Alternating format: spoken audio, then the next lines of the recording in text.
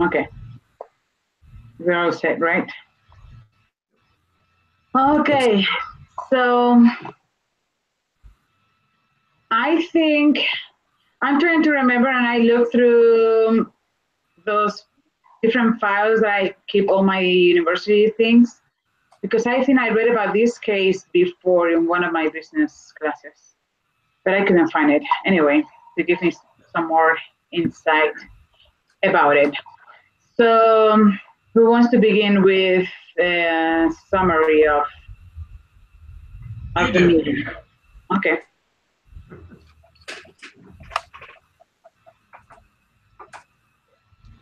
Okay.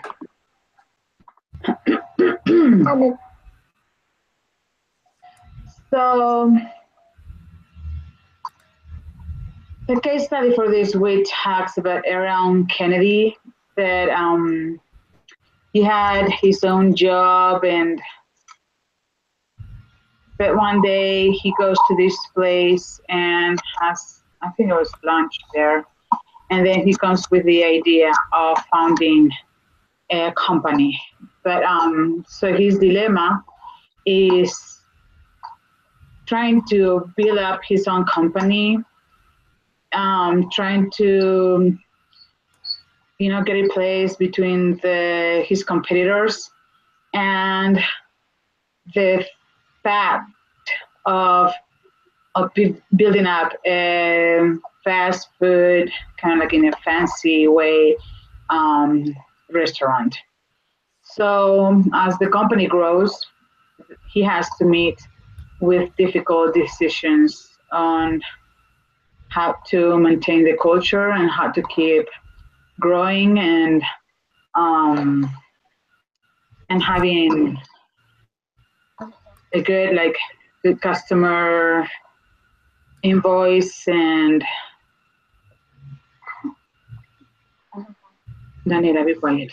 So anything else? It's pretty much like 4 or 5 lines. Oh Sounds well. like any type of business owner, any small business owner, trying to figure out how to keep stay in business and keep it Hmm. growing. Yes, and keep the customers happy with kind of like good quality, not only customer service but their product has to be high quality.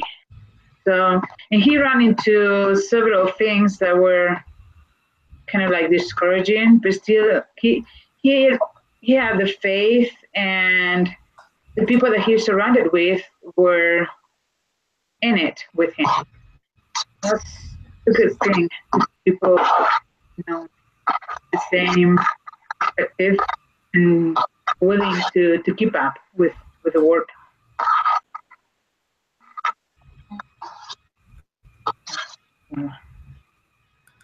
Okay, so we have a set a few questions that we can answer related to this case. So, what is the fast casual segment? That Ariana.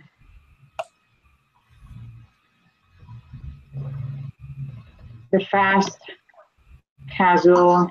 I'm trying to open up. Well, from what Yeah, I read, it's the fastest growing portion of the restaurant industry. Looked like it was Mhm. very promising. It's a little upscale from just the regular fast food drive-through McDonald's, uh, but it looked like it was the most promising segment that was growing. Mm-hmm. Well, it was a fast food kind of like category, but at the same time, people had a place to stay and sit down.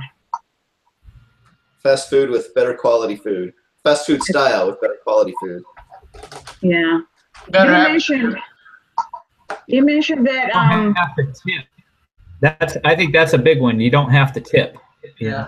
I Hey, why are you saying that? remember have you guys eaten there at Noodles and Company? I've never What's been. that? If you guys have eaten there, I have eaten there. It's very good. it's good. So price quality goes pretty much hand in hand. That's good. I've never been there. I'm They I would just- really, think of it more of a lunch fare versus a dinner fare. mm, I've eaten there one time. I ate there once, and then they just shut down all of their stores in Delaware, so I can't eat there anymore. oh, really? Huh. I ate at the one in Draper. So what about you, Joel? Why haven't you been back? What was your experience that you spent this once?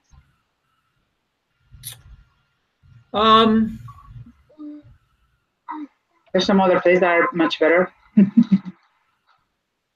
There, I finally got one that was kind of close to me, but the other one wasn't really close. Mm.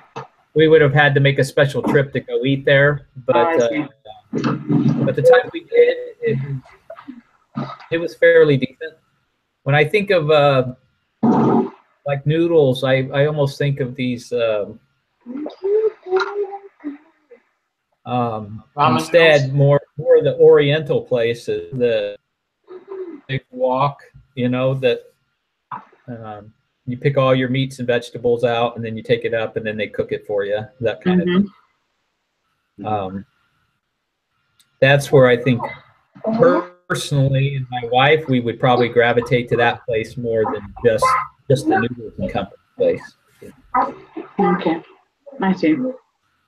Yeah, I'm not a soup. I mean, if it's winter, maybe, but summer, I don't know. Anyway, I'm a Cafe Rio fan, so I usually go to Cafe Rio. Okay. You don't like noodles? I'm not very into it because in Spain, noodles, they don't go with soup. We have these little thin, I don't know how they're called here. I see them, I buy them. It's just like a 60 cent, the bag. And that's what we put in our soup, not noodles. So it's kind of like weird to me to have like a pasta in my soup. That's what I think about noodles. It's just pasta. Oh. So I think it's a different concept. How about rice? Yes. So anyway, next question. What is the rice challenge better than facing noodles and company within this segment? The challenge of facing noodles. What are the challenges facing noodles? Yeah, the company. Lots and lots of money. Same thing facing every company. They seem to look like they were seeming to have great opportunities of raising money with the private investors. And they also have a line of credit with the bank. I don't know if were they looking for more money, or were they looking at ways to maybe instead of getting more investment money to possibly franchise. Yeah, Yeah, it was. that I read was that that it was pretty much better just to eat out because it was so cheap than do like a grocery shopping. The value was pretty much the same, so that you didn't have to cook. So it was like pretty much worth it. And more people were eating out, even families, because of the low cost. So part of it, yeah, they were wanting to expand to 300 stores. It was going to cost them $80 million. So just the exorbitant cost there was, for the rollout was kind of a challenge. So they were trying to decide if they wanted to franchise or try and foot the bill themselves, because the $80 million was quite a bit more than the previous 10 or 25 that they had borrowed from Bank of America. They have been doing really good with private investing, yeah, but 80 million is significantly more than what they've been handling previously. True. Okay, well, the hint that it gives us here in the agenda, it says overcrowding and rapidly increasing population interest. Okay. Yeah, lots of competitors there. Mm-hmm. Okay, it says 8.3% per year in the past, at annual sales of around 350 billion, with a projected growth of 15 to 20% in the future, and an increase of 5 billion per year. So that's one of the challenges that. You know, if you went back and you looked at their finances, they were almost doubling their money every year. Yeah. Mm-hmm. And which is great. That's hard to sustain. To maintain, And yes. so I think they have I think it's a real challenge for them at this point to parabolic rise going. They got to kind of level it off at some point, because it just becomes too big of a monster for them, I think. And there's too much competition. Now we have a little bit of hindsight, you know, from when that case study was written, and now we see them actually closing down stores based on what, Brian, you're telling us. So that. Yeah, but what happened? What happened in the 10 years of swing? Mm-hmm.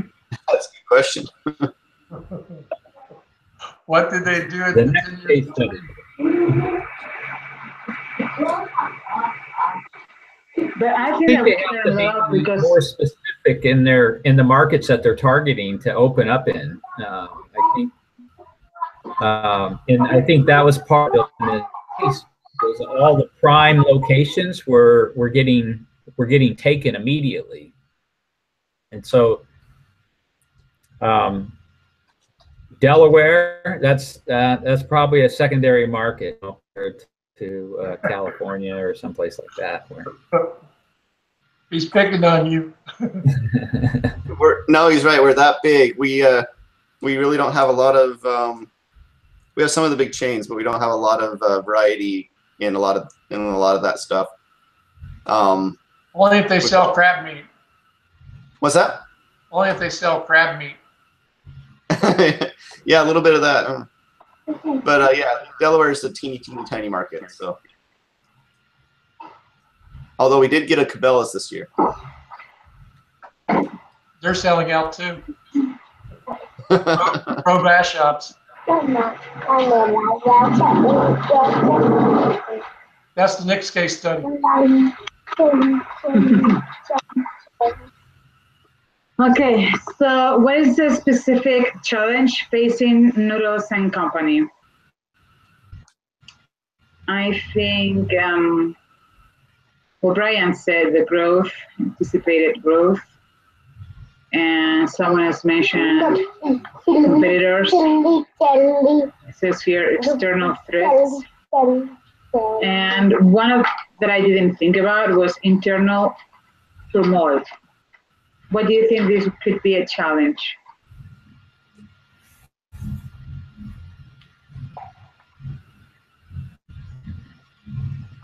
Well, this case really reminds me of our first case with the Circle. So as far as to what did they want to do, as far as did they want to try and expand into other markets? Did they want to try and retain the culture? I mean, this to me reminded me a lot of the very first case study. And I thought that Noodles and Company was doing such a great job. I mean, the first 2 years was kind of rocky. It looked like they got everything going for them for the last previous 5 years. I think the challenge that they were facing is, do they go out their standard mode as far as how they were opening up new stores and trying to expand even, on a larger scale. So I think their first and foremost was the revenue that they would need, or the money that they would need to actually achieve the goals of setting. The first year I think they were trying to open up an additional 30-some stores, or in 2002 or 2003, and then they were going to go up from there. It was either 30 or 50-some stores that very first year. So, and that was quite a jump from the previous year. Mhm. I think the first foremost was the challenge of raising the money to financing to get it going. I'll agree with that. Mm-hmm. Yeah, because when it comes to trying to find a good spot, good place to open up the restaurant, you have to put some money in it. There's some areas and there's some others. So Location, location, location. yes, so financial aid would be bigger, obviously, depending on the location itself. Okay, so let's go with the analysis. Is working full time as an employee while developing a new business a good idea or a bad idea? Because that's what Yes. he did at the beginning, the very beginning. Danila.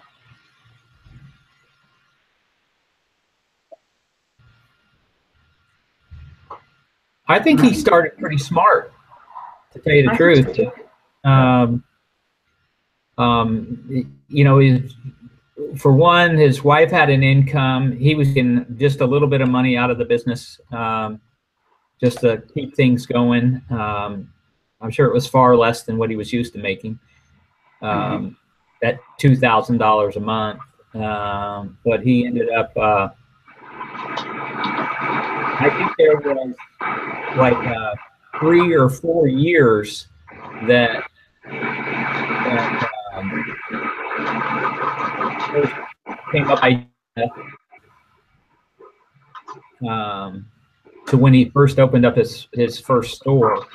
I think it was 4 or 5 years. I can't remember which one it was, but it was sometime like that. So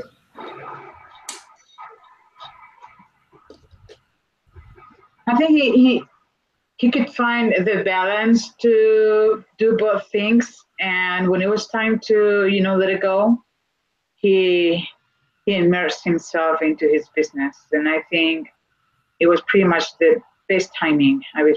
Perfect timing for him to go and focus on his own business. I think he was pretty smart too.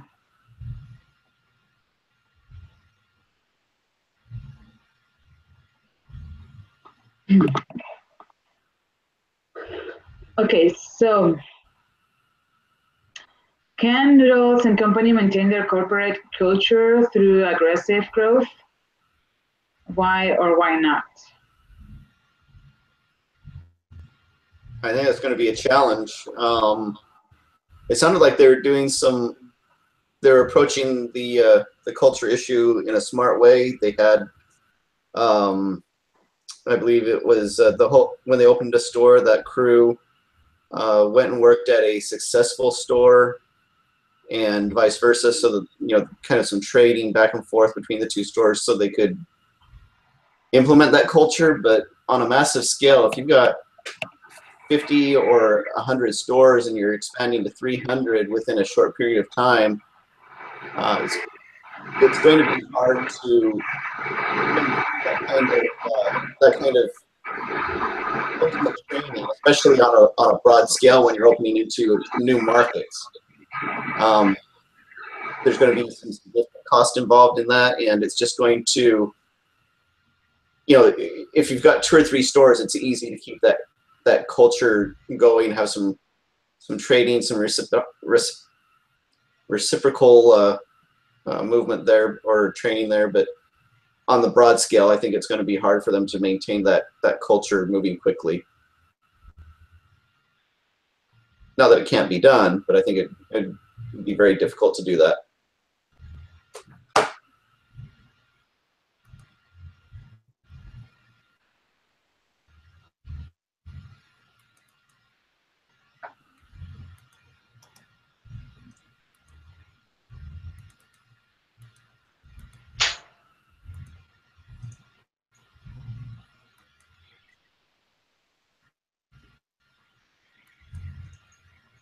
You're muted, Patricia.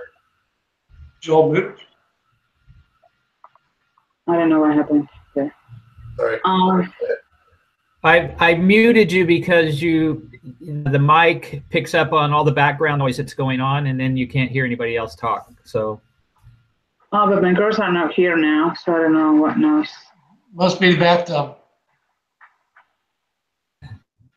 Sorry It's about okay. that. No, you're good. Go on. Okay. Should Noodles and Company choose a strategy to be first to market or best to market? So, what strategy should they do? Be the first one in the market or the best ones?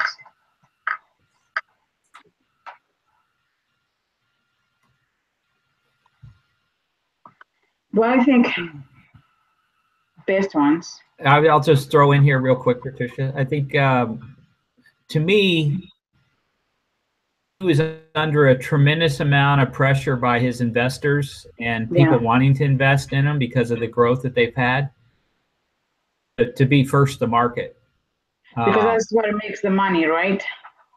Yeah. And,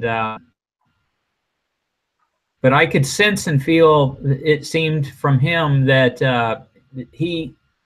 I think he wanted to be best in market. And so I think there was this little internal conflict that he was kind of feeling how to make all that happen. I think the culture and the customer experience, I think in the long run is what's going to help the company survive.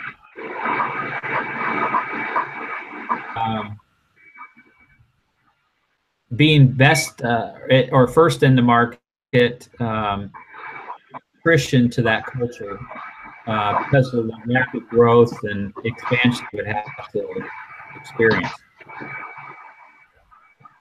Yeah, I think he was trying to be the best one because that's why he was, looking for chefs. He was thinking about changing the menu and improving it.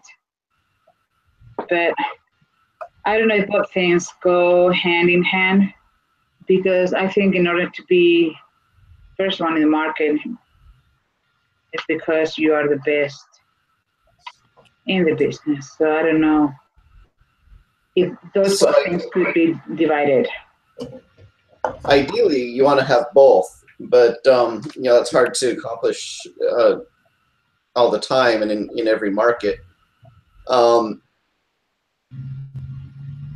I think he had a good business model going, and they were starting to work out the kinks. So I think at this point, with the growth and everything, just my opinion, it's good to maintain the best in market if you can. But to their point, studies have shown in many other segments, first to market maintains 40% market share, even after other companies come in.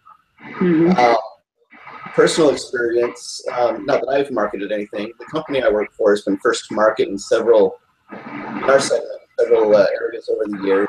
Everybody follows, all the copycats, but they don't ever do as good. So in a couple of the cases, we rolled out something new. The copycatters were all moving in about the same time we were getting out of what we'd already rolled out new. So I think being first to market, oftentimes you're not only going to maintain that market share, so to speak, but you're also already working through the problems and refining your business and perfecting that by the time all the competitors come in. So you can still be best to market after you've been first to market. If that makes sense. Yes. So I think at this point, first to market is going to be the best way to stay ahead of the game. That's just my opinion. Yeah, you make a great point, Brian. I know just down from my house, there's new development that's going on, and I think there was a big bidding war to buy into some of the little shops right next to Big Fry's that had built there, and even the out parcels on that lot. Trying in there really really quickly, because once that corner got bought up, nobody else is going to get in there, so unless somebody leaves. So. And every market's going to be different. Again, here it's a tiny market, so there's really not a lot of the bidding stuff going on, so to speak. But the northern third here of Delaware, there's a couple malls. Really, there's one central big mall, and everything is right around that. There's a few other little shopping centers around, but not very much.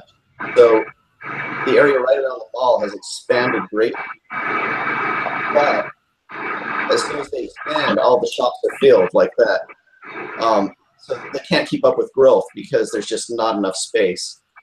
So I don't know about all markets, but again, to your point, once that space is filled, nobody else can come in. Mm-hmm.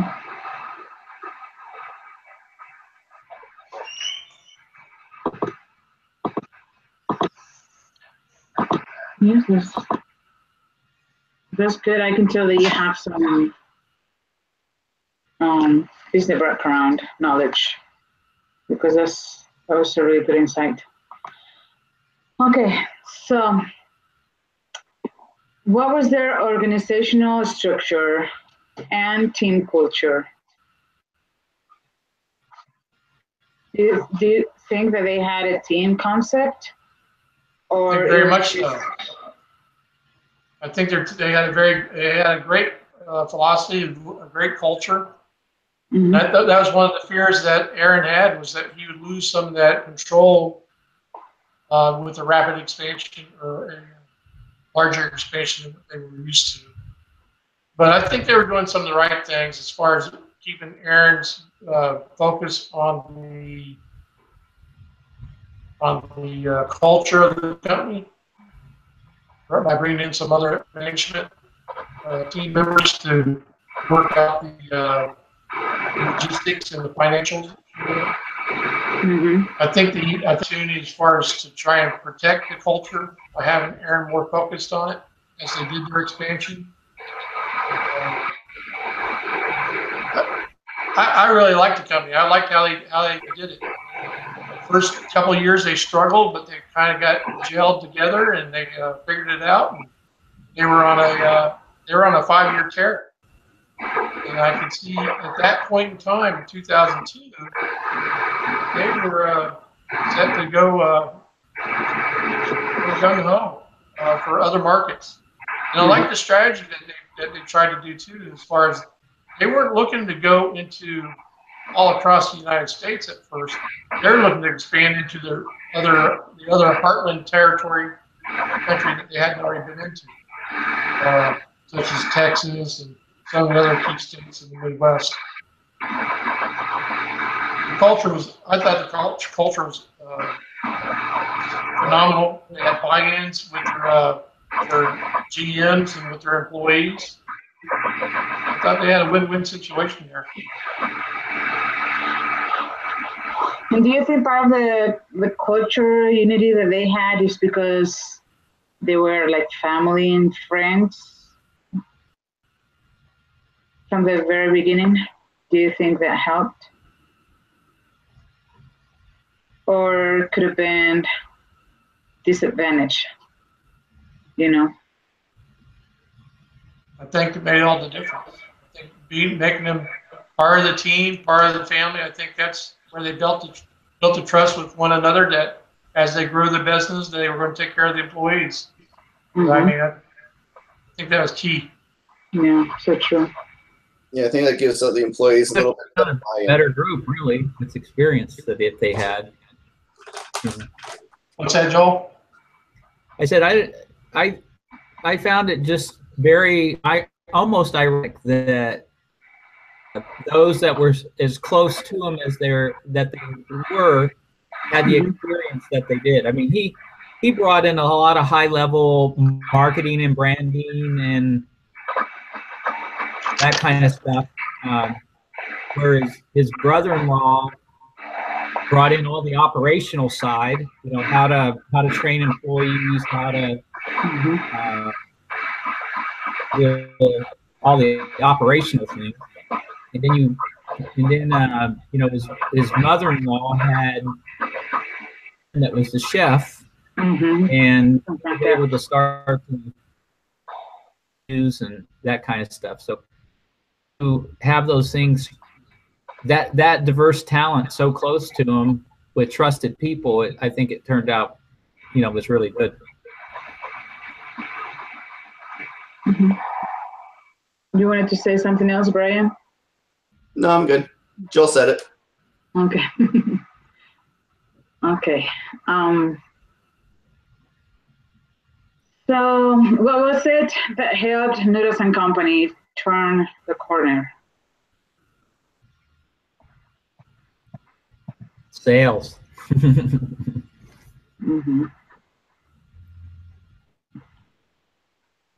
Yeah, so that's pretty much runabout financial strategy. Okay. What about the in mantra? regards to sales, I think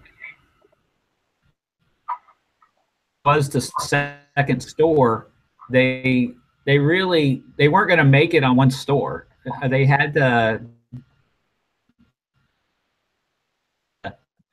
Sorry, Joe, but in the original debt service and that kind of stuff. I didn't hear everything you said. You got cut off. I was just saying that the second store, they probably didn't want to start it as soon as they did. I think it really made a difference because they couldn't make it on just the revenue of one store. They needed a few in order to begin to pay off that original debt service and to start making enough revenue to grow even more. As painful as it was, I think it ended up being a help. You're so right, because here in the agenda, one of the things that they say is aggressive growth approach, which is pretty much what you just said. And yeah, they opened the second store, but it was maybe a risky move. It was a risky move to open that second store, but it turned out actually to be a good move. The risky move was not the second store. The risky move was that it was 1,000 miles away. Yeah, well, the distance between the two locations. Yeah, sure. Yeah, that was surprising. Okay, what about the mantra? Every guest, every bowl, every time. I like it. Yeah, You have to have continuous execution or it's not going to be successful. It's definitely got a rallying cry. What was that, Joe? I was saying it's kind of their rallying cry. You know, Yes. it's a good little ditty that everybody can. All you have to do is to repeat that, and this is all the principles they wanted to teach. You know, so. Yeah, it embodies their values. It was good. I need a ditty like that for my bail bond business. Think of one, will you? I think Patricia is frozen.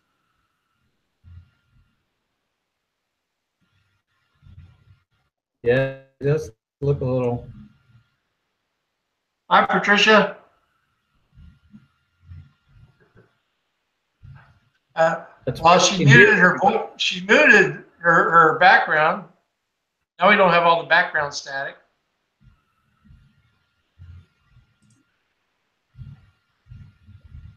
She'll be back.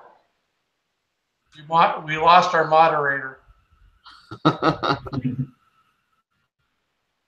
Other now. That's why I couldn't help but keep on smiling because of all the background noise. I know. Water running or something, but it's keying all the time. You know, it's. It sounds like your kids are playing in the bathtub. Yeah, something like that. Where are you at this week, Joel?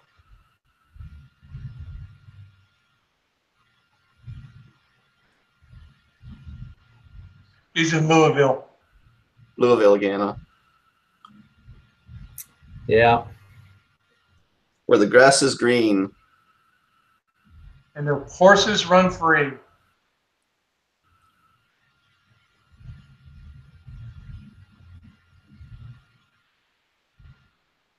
Well, to wrap this class up for the evening.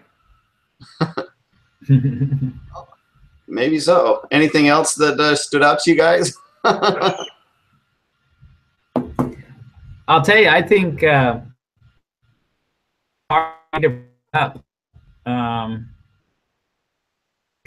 in a routine case stories where, to me, it was just really clear. You had a bunch of dummies that all you had to do was just call out their, the dumb behavior and write about it,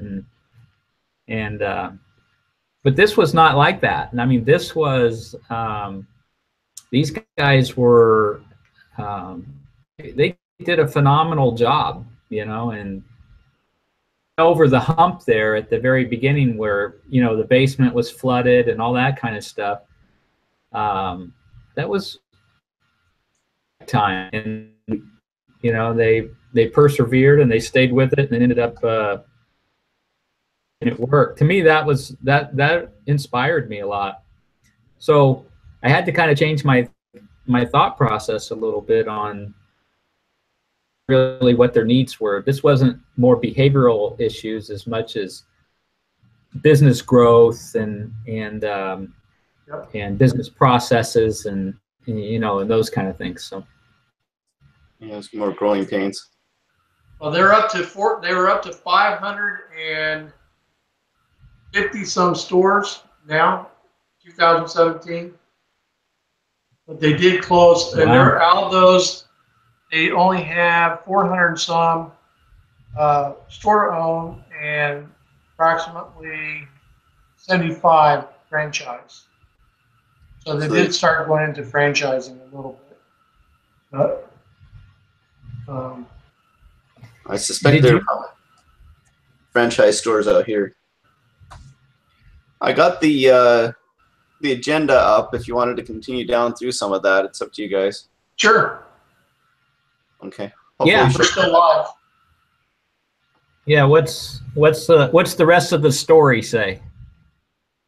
Let's see. So there isn't. Let's see. There isn't really a rest of the story on this one. It just goes on to ask about their growth strategy, how they plan to expand. We kind of talked about that. And then, what they should do now, possible strategies for growth, organizational structure, and the need to support that, and how the team concept could be an influence. We've really kind of covered a lot of that stuff. Conclusion, let's see. So to summarize. So what is your guys' thoughts as far as what the company should be doing? Yeah, that's really kind of the last question. Pros and cons for their decisions, and make your recommendation. Yeah. So what was it? Yeah. What did you guys put in your paper? Hey, how are you? Howdy. Hey, Uncle Joel, how are you? Good, buddy. How are you doing? Good. This is what we're talking about, the family concept right here. You put it on secretary. Yeah. Yeah, Jim lives that, What's that? I didn't hear it. I'm sorry.